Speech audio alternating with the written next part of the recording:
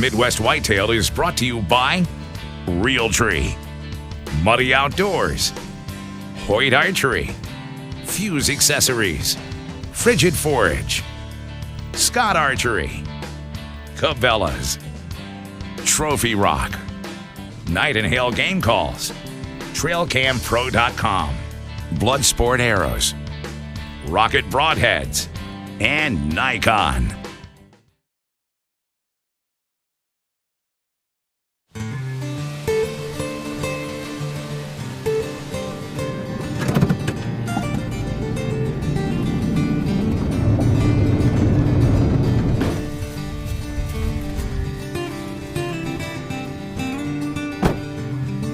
Welcome to Midwest Whitetail. As you can see, we've got a cold front rolling through here. We're gonna have quite a few people in the field this weekend, so I'm guessing that we're either going to encounter or shoot some pretty good deer. Usually that last cold front of October really kicks things going. So we're looking forward to it. It's supposed to be highs in the 40s over the next few days. In fact, the extended outlook over the next week or so continues to look cool. So at least the start of the rut looks like it's gonna have the right kind of conditions this year. Tonight I'm going back in to hunt this wooden box blind that we built last year. I've got him stuck back in on a big and beastie plot where I'm hunting the double G4 buck. And we haven't seen the deer on this plot since the 5th of October, but we've had some trail camera pictures of him on there since. So we're gonna go back and give it a try.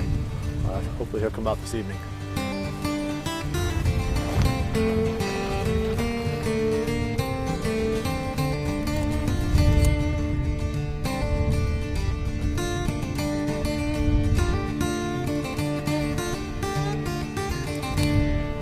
Unfortunately, there was a doe and a fawn already out on the food plot.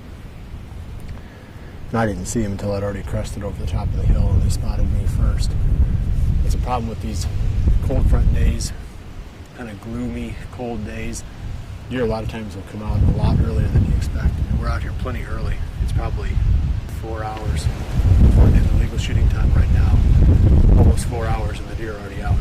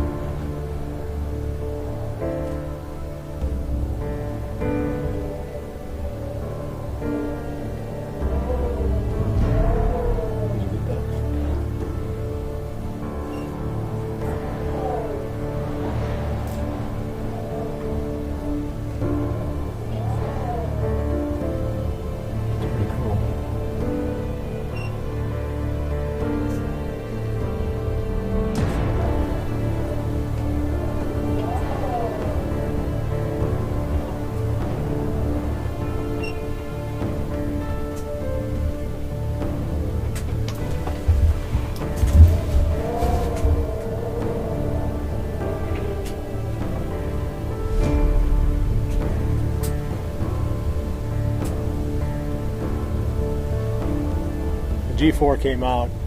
He didn't make it all the way to our end of the food plot. He hung up chasing does, did a little bit of feeding on the other end of the big and beastie plot. We never really felt like we were even in the game. I knew I was going to have to do something different because it sure seemed like all the activity was on the other end of the field.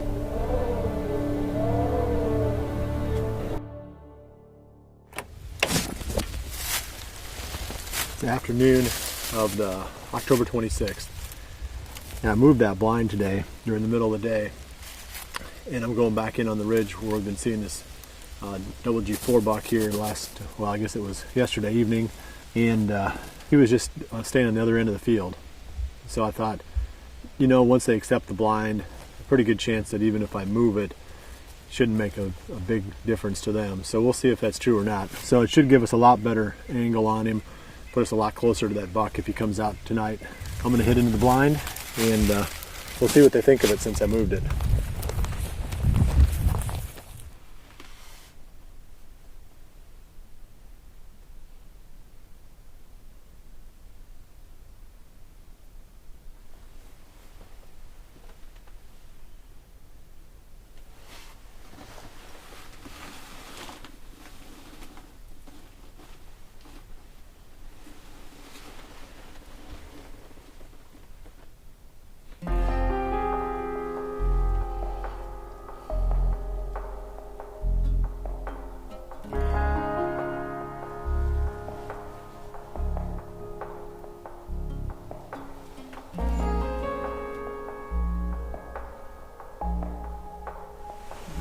Still the dog in the sticks.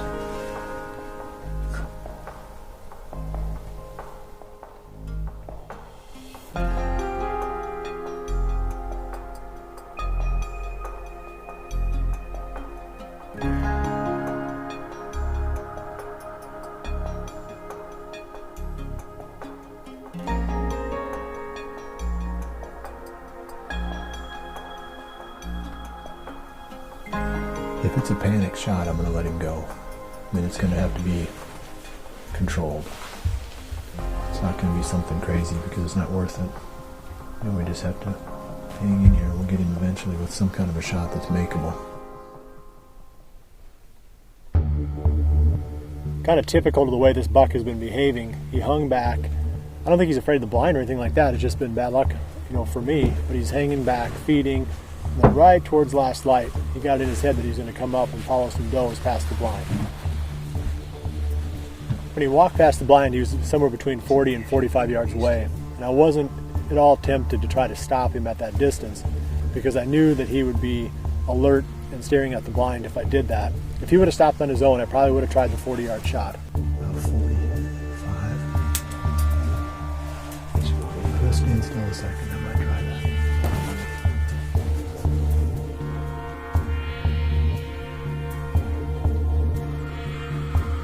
By the time I got my window open and got a bead on the buck, he'd already stopped behind some foxtail grass.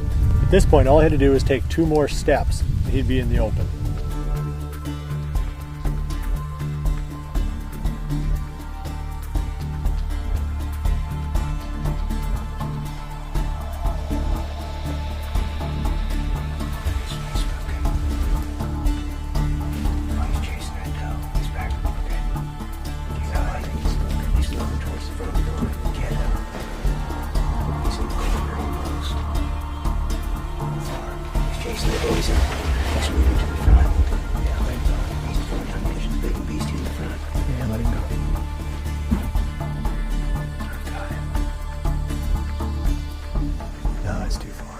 He was like 50 probably.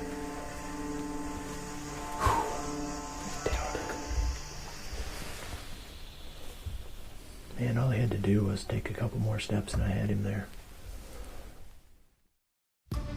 Probably about 10 minutes after legal shooting time, we spotted another buck walk into the food plot. We couldn't tell for sure which deer it was or what his antlers looked like, but he was roughly equal in body size to the G4 buck, which meant he had to have been a mature deer. And he squared off. He and the G4 buck squared off, and they went at it hard for about a minute. It was a knockdown, drag out. Oh yeah, they're gonna fight. They're fighting? They're gonna go at it right here. Film it. There they go. How are they doing? They're fighting. They're going at it hardcore. I'm not sure, but I think he might be losing. You better not lose. I mean, they're going hard. Full blown fighting.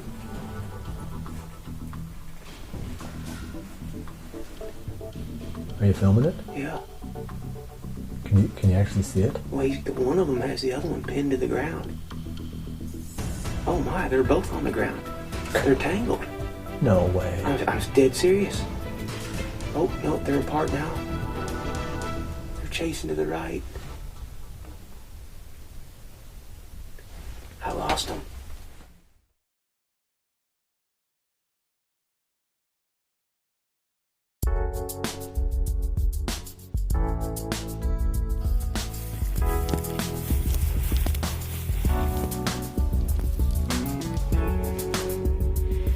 Thanks for joining us on Midwest Whitetail. It's October 26th. And for me anyway, this is day 1 of the 2012 season. I'm so excited to be back up in a tree. And we're set up here in what we call the killer stand.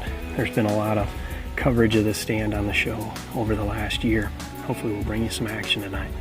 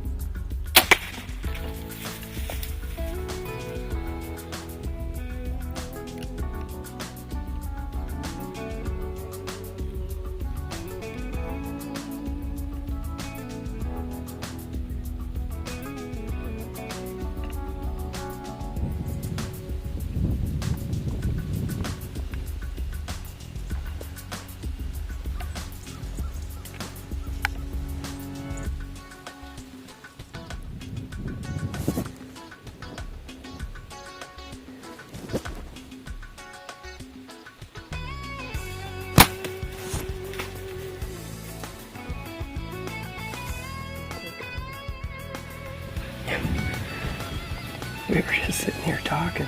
That's the beauty of this spot, is that the deer are on top of you and you can't see them and they can't see you, but it also is a little bit of a challenge sometimes because they can sneak right up this tree line. She's dead right there, so we still got about 45 minutes of light, and fortunately I still have arrows.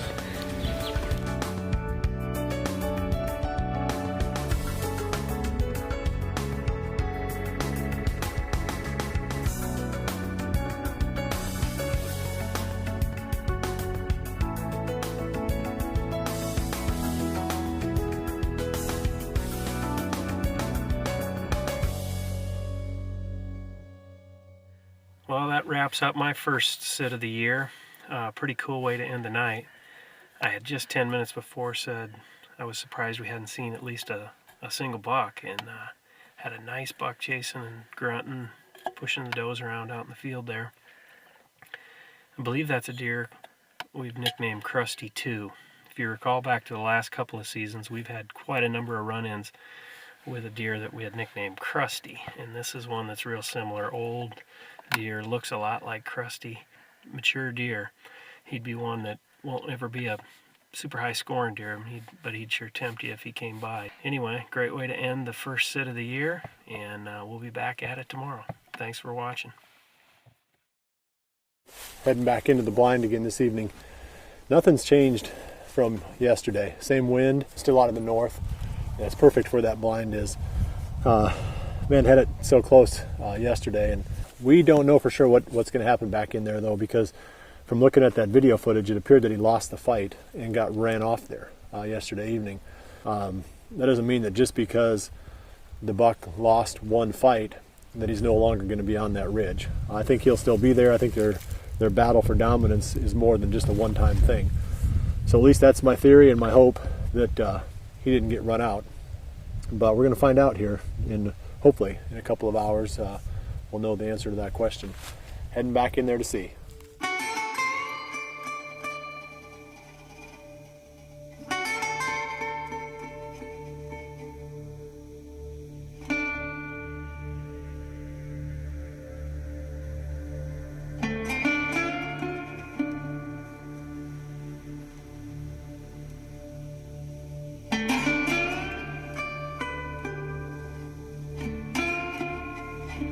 This was the earliest we'd ever seen the G4 buck come out on this ridgetop. It was 4:30 when he showed up.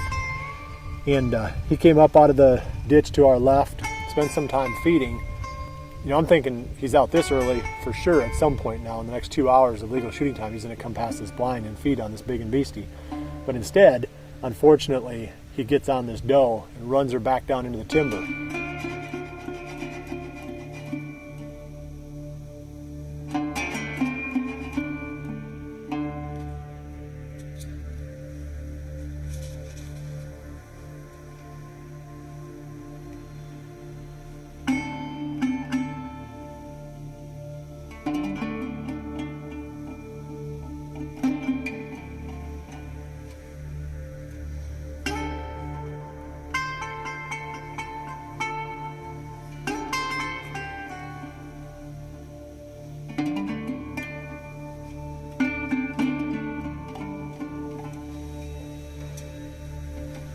We don't see the double G4 buck again for the next hour and a half.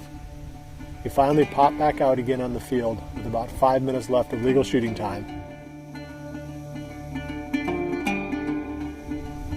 Kind of gave me my faith in the G4 buck's dominance was restored when he squared off with this buck that earlier in the year had the broken off G4 and just walked him right off the field. So that told me that he wasn't afraid of that deer. And if that was the deer that he fought the evening before, they'd settled the dominance at some point in the last 24 hours. We had a lot of deer in the field Saturday evening, so it's nice when you can have somebody drive in and bump the deer off so you can get out of there without having to spook them from the blind or try to sneak out. Because typically if there's deer in the food plot that you can sneak past, usually there's going to be deer between there and where you park too. So it's best if you can just have somebody drive in, bump the deer off the field so you can get out of there clean. It's October 28th, and I'm heading back to my home away from home here to this box blind. I mean, we've been able to get away with a lot. 3 straight evenings of seeing this buck back in there. Last night he was out at 4:30, so we're getting a real early start tonight. Who knows? I mean, it's at some point he's going to hopefully come in there and feed on that big and beastie. We had a lot of deer feeding in there last night, so we just need for him to come out a little bit earlier. He came out early, but then he left. He needs to come out, stay out, and feed for a little while. So maybe this will be the night when he finally does.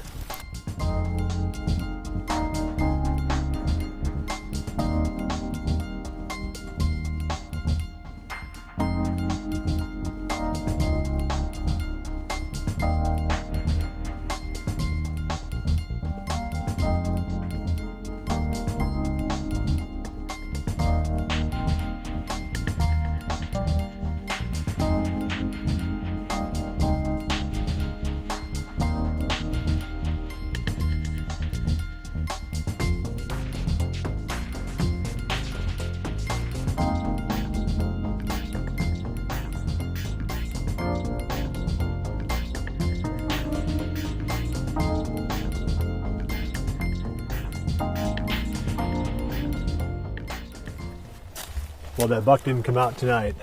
We did see some does, and one small buck was chasing around early. It's another one of those real still nights, and I don't know what your experience has been, but in my experience, those really still nights aren't very good. It just doesn't seem like the deer move real well here when it's super still. They're supposed to be real still again in the morning, so I'm not sure if I'll even go out. I hate going in there and thrashing around and spooking stuff and never seeing anything anyway. But anyway, we have a week coming up that should produce some good rut hunting. It's supposed to be cool, and I know I'm looking forward to it. I've got the whole week off. I can hunt morning, afternoon, all day if I want to. So I'm looking forward to that. So hopefully we can bring you some more updates on the G4 buck and maybe a couple other bucks along the way too. Well, I appreciate you joining us this week for Midwest Whitetail. We'll see you right back here again next week. Remember to always dream big.